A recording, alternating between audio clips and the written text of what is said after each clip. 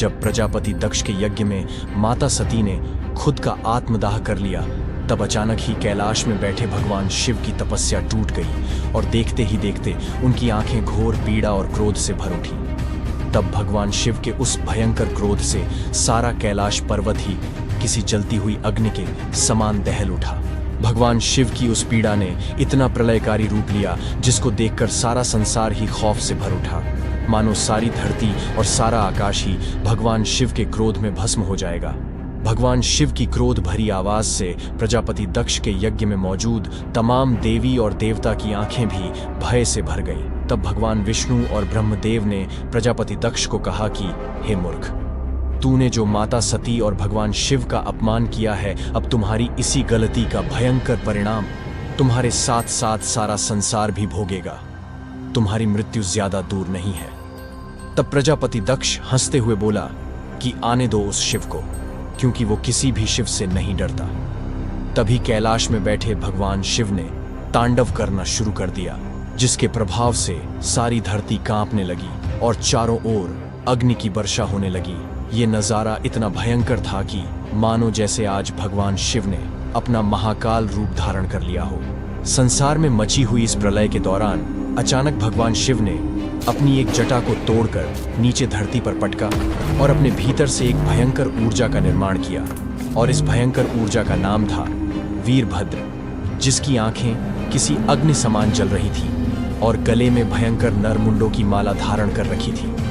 जब वीरभद्र ने अपने मुख से एक जोरदार दहाड़ लगाई तो उसकी तेज दहाड़ से समस्त संसार ही दहल उठा। तभी भगवान शिव ने वीरभद्र को कहा कि जाओ वीरभद्र, और विनाश कर दो उस अहंकारी दक्ष का, जिसने सती के हृदय को चोट पहुंचाई है, और तबाह कर दो प्रजापति दक्ष के उस यज्ञ को। यहाँ एक स्त्री का अपमान हुआ है। तब वीरभद्र ने भगवान शिव की आज्ञा मिलते ही तुरंत प्रजापति दक्ष को मृत्यु दंड देने के लिए कैलाश से रवाना हो गया। जब वीरभद्र के आने की सूचना प्रजापति दक्ष को मिली तो उन्होंने अपने मंत्र की शक्ति से एक विशाल सेना का निर्माण किया और उनको वीरभद्र से युद्ध करने की आज्ञा दी। पर शायद प्रजापति दक्ष इस बात से अनजान थे कि जिनके सामने वो अपनी विशाल सेना को तैनात किए हुए हैं, वो वीरभद्र खुद ही भगवान शिव का ऐसा रौद्र रूप है जिसके आगे खुद बड़े से बड़े देवता भी घबराते हैं। पर तभी अचानक वीरभद्र के आगमन से प्रजापति दक्ष के यज्ञ में सारी धरती कांपने लगी। यज्ञ की आग और ज्यादा दहल उठी। वीरभद्र के भयंकर और क्रोध भरे रूप को देखते ही प्रजापति दक्ष और उनकी विशाल सेना भी घबरा गई। पर तभी प्रजापति दक्ष ने अपनी विशाल सेना को वीरभद्र पर आक्रमण करने का आदेश दिया। इस भयंकर युद्ध के आरंभ होते ही तीनों लोकों में त्राहिमाम मच गया। जब वीरभद्र ने अपनी रौद्र भरी आवाज से प्रजापति दक्ष की सेना पर प्रहार करना शुरू किया तो चारों तरफ चीख पुकार गूंज उठी। प्रजापति दक्ष की शक्तिशाली सेना भी वीरभद्र के प्रचंड रूप के आगे अपने प्राण बचाकर भागने लगी। तब देखते ही देखते वीरभद्र ने प्रजापति दक्ष के यज्ञ स्थल को किसी शमशान के स्थल में बदल दिया। जब प्रजापति दक्ष ने अपनी तमाम सेना का इतना भयंकर नजारा देखा तो उनको अपनी मृत्यु साफ साफ दिखने लगी। तब खौफ के मारे प्रजापति दक्ष ने अपने प्राण बचाने के लिए भगवान विष्णु से गुहार लगाना शुरू कर दिया। भगवान विष्णु भी अपने भक्त प्रजापति दक्ष की पुकार सुनते ही युद्ध के मैदान में आते हैं। जब प्रजापति दक्ष ने भगवान विष्णु को देखा तो उनसे अपने प्राणों की रक्षा की विनती की, लेकिन तभी भगवान विष्णु ने प्रजापति दक्ष को कहा कि वो प्रजापति दक्ष की रक्षा तो करेंगे, परंतु प्रजापति दक्ष के प्राणों की रक्षा खुद भगवान शिव ही कर सकते हैं। इसलिए अच्छा यही होगा कि प्रजापति दक्ष भगवान शिव की शरण में चला जाए।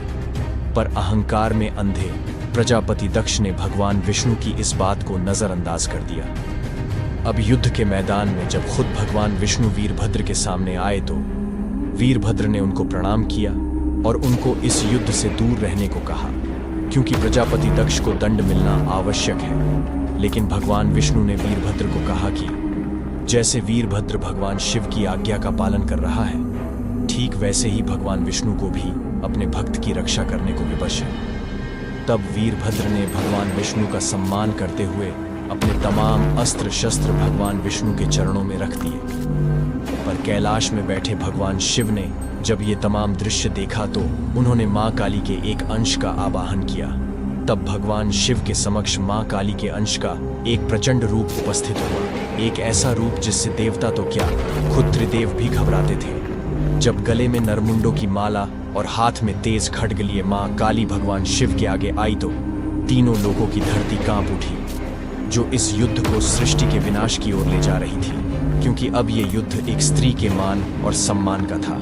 माँ काली के समक्ष आते ही भगवान शिव ने कहा कि हे महाशक्ति, आज आपको इस संसार को दिखाना होगा कि एक स्त्री के अनादर का कितना भयंकर परिणाम होता है। इसलिए आज आपको भी वीरभद्र की सहायता करनी होगी। भगवान शिव की आज्ञा पर माँ काली का प्रचंड अंश वीरभद्र के भीतर समा गया। तब भगवान विष्णु ने भी माँ काली को प्रणाम कर खुद को इस युद्ध से दूर कर लिया, क्योंकि वो अच्छे से जानते थे कि अगर भगवान विष्णु माता काली से टकराए तो ये समस्त संसार पल भर में ही तबाह हो जाएगा। तब भगवान विष्णु ने प्रजापति दक्ष को कहा कि हे मूर्ख प्रजापति, अच्छा होगा कि तुम भगवान शिव से माफी मांग लो और उनकी शरण स्वीकार कर लो, वरना तुम्हारी मृत्यु निश्चित है। इतना कहते ही भगवान विष्णु अपने धाम को लौट गए।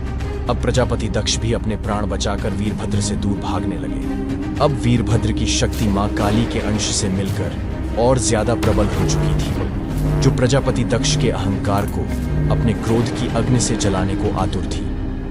प्रजापति दक्ष वीरभद्र के क्रोध को देखकर देवी और देवताओं से शरण मांगने लगे, पर सारे देवता भी अब वीरभद्र के प्रचंड रूप से अत्यंत भयभीत नजर आने लगे थे। अंत में जब प्रजापति दक्ष को पूरे संसार में कहीं भी शरण न मिली, तब उन्हें भगवान शिव का ध्यान आया। तब प्रजापति दक्ष को अपनी तमाम गलतियों का एहसास हुआ और उन्होंने भगवान शिव का नाम पुकारना शुरू कर दिया। लेकिन वीरभद्र ने भगवान शिव की मिली हुई आज्ञा के अनुसार प्रजापति दक्ष का सर काटकर उनको मृत्यु दंड दे दिया, क्योंकि प्रजापति दक्ष का सर किसी अहंकार का प्रतीक था जिसका कटना अत्यंत जरूरी था।